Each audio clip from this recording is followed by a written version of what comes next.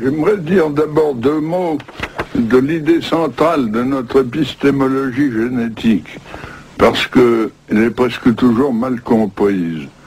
Les uns me prennent pour un empiriste, et même pour un néo-behavioriste, comme l'a fait Berlin, parce que je soutiens que la connaissance part de l'action exercée sur les objets. Or, une action sur les objets, c'est pas du tout la même chose que tirer la connaissance des objets eux-mêmes. Il y a donc là une première confusion. Les autres me trouvent au contraire néo-maturationnistes ou même innéistes, étant donné que je fais appel à l'action du sujet. Mais ils oublient que l'action du sujet, c'est justement une action sur les objets qui a par conséquent interaction et pas action à sens unique. Autrement dit, je ne suis ni empiriste ni innéiste, mais je suis constructiviste. C'est-à-dire que je pense que la connaissance est affaire de continuelle construction nouvelle par interaction avec le réel et ne sont pas préformées. Il y a créativité continuelle. J'aimerais donc montrer en quoi la connaissance n'est pas préformée, ni dans les objets, ni dans le sujet, mais qu'il y a toujours auto-organisation et par conséquent une continuelle construction et reconstruction. Eh bien, pourquoi ne suis-je pas empiriste? L'empiriste pense que la connaissance est une sorte de copie des objets, une copie fonctionnelle, comme disait Hull. Or, ça n'est jamais une copie. Elle est toujours une assimilation, c'est-à-dire une interprétation par intégration de l'objet dans des structures antérieures du sujet. Le meilleur exemple qu'on puisse donner pour justifier cette thèse, c'est l'étude du dessin lui-même chez l'enfant, étant donné que le dessin, par définition, est une copie d'un modèle. Eh bien, ce qu'on observe chez le jeune enfant, c'est que l'enfant ne dessine pas ce qu'il voit, il dessine l'idée qu'il s'en fait, il dessine ce qu'il en sait, c'est-à-dire son interprétation, et non pas l'objet tel quel en tant qu'observable perceptible. Autrement dit, critique de l'empirisme, la connaissance n'est jamais uniquement moulée sur les observables, elle ne consiste pas en observable pur, mais toujours en interprétation par assimilation à des structures préalables. D'autre part, pourquoi ne suis-je pas innéiste ou a prioriste?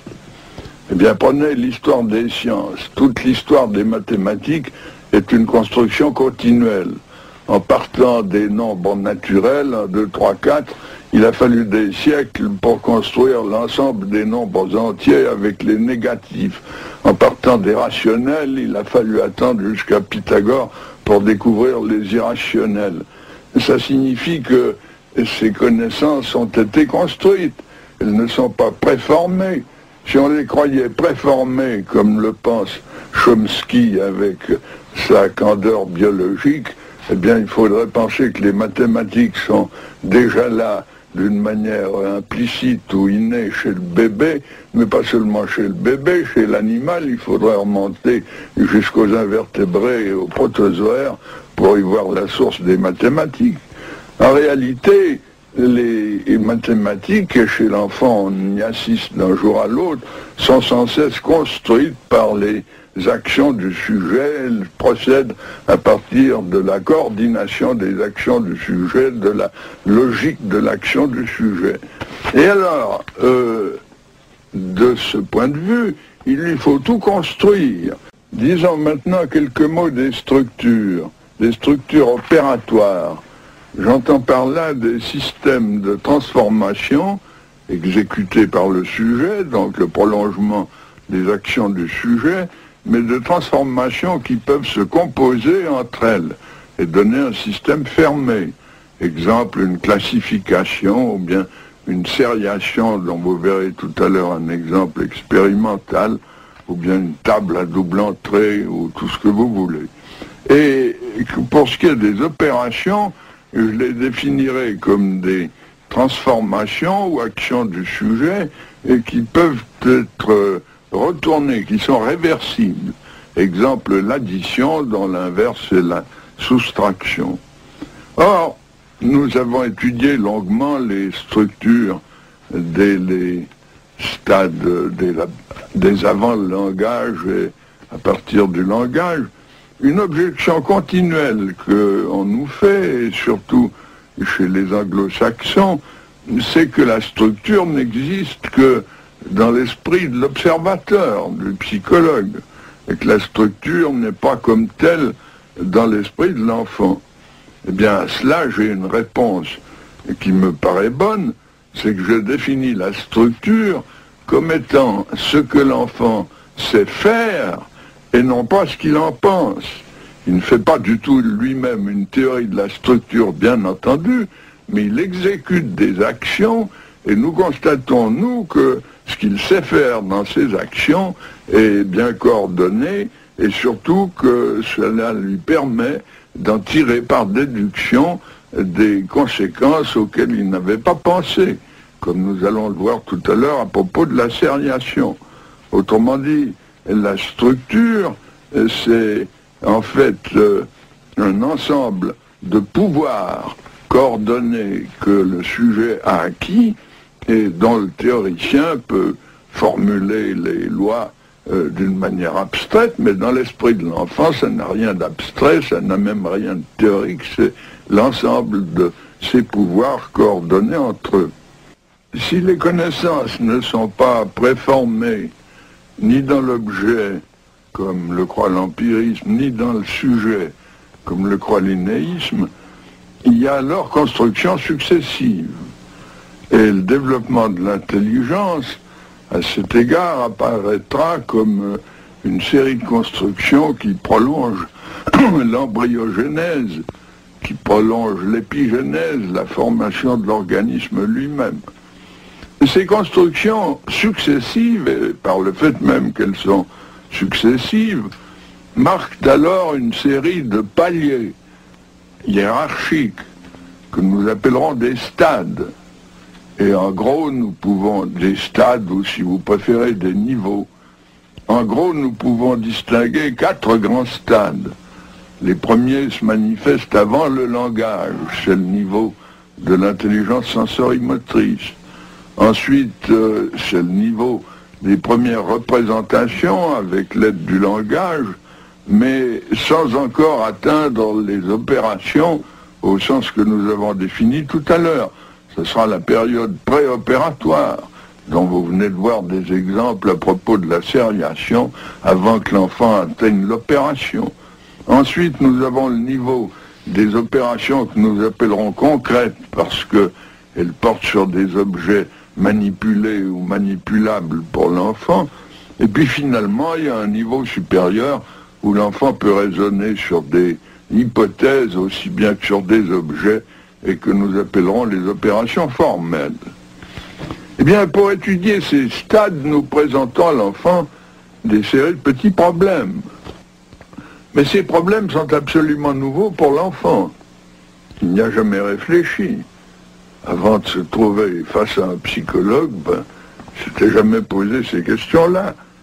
Alors on pourrait s'attendre à ce que les réponses de l'enfant soient d'une infinie diversité, soient absolument multiples, dispersées, et surtout soient inventées ad hoc dans chaque situation particulière, par chaque sujet particulier.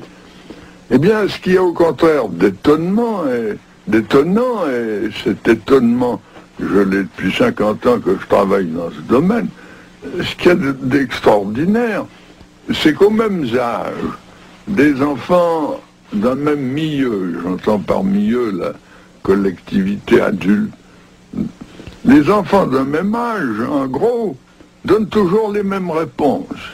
Il y a une convergence étonnante.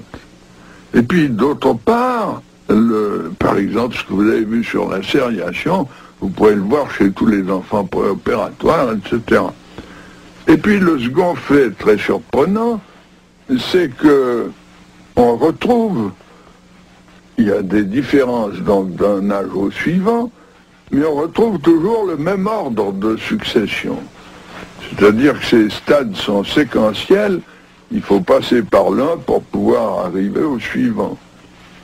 Bien entendu, les âges peuvent varier d'un milieu social à un autre, et on a fait de multiples expériences de psychologie comparée dans des sociétés toutes différentes des nôtres.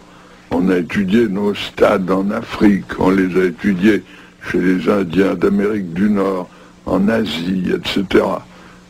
C'est toujours la même succession. Les âges peuvent varier suivant le milieu. Prenons un exemple de variation, ce sont les recherches faites en Iran. Chez les petits écoliers de Téhéran, les âges sont les mêmes que chez les petits écoliers de Genève. Tandis que les mêmes questions posées à de petits analphabètes de la campagne ou de la montagne donnent des réponses qui sont en retard d'environ 3 ans par rapport aux citadins et aux scolarisés, mais l'ordre de succession est toujours le même, c'est-à-dire qu'on retrouve les mêmes stades. Le premier effet frappant dans le développement des connaissances, c'est évidemment leur créativité continuelle. À voir tout ce que le bébé, avant le langage, pendant les 18 premiers mois de l'existence, arrive à construire dans le domaine de l'objet permanent, de l'espace, du temps, de la causalité, etc., on est stupéfait de ce nombre de constructions spontanées qui ne sont évidemment pas dictées par l'adulte. De même, la construction des structures opératoires dont nous avons parlé tout à l'heure. Le deuxième fait frappant, c'est la régularité et la généralité des stades, de ces constructions dans leur succession. Comme je le disais, on retrouve partout les mêmes stades et les mêmes successions. Il y a donc dans ces faits un certain nombre d'enseignements à en tirer. D'abord pour la psychologie. Pour la psychologie, parce que expliquer un phénomène psychologique, c'est retracer sa formation. Autrement dit, la psychogénèse me paraît le terrain de l'explication en psychologie. En second lieu, bien entendu, il y a des applications pédagogiques possibles. En troisième lieu, il y a un grand enseignement épistémologique, c'est-à-dire qu'en voyant comment la connaissance se construit, nous comprenons mieux sa nature. Et nous sommes en train, avec mon collègue Garcia, qui est un grand physicien, de chercher, d'écrire un volume ensemble et de chercher les mécanismes communs entre la construction des connaissances élémentaires chez l'enfant et la construction des connaissances en général dans l'histoire des sciences.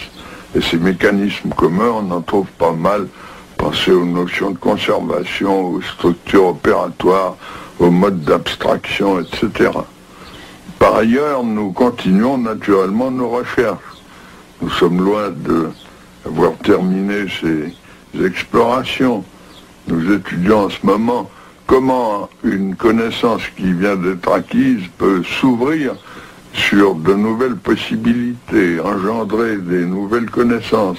Et nous étudions par ailleurs comment ces nouvelles connaissances finissent par devenir nécessaires, c'est-à-dire comment s'élabore la nécessité logique et logico-mathématique.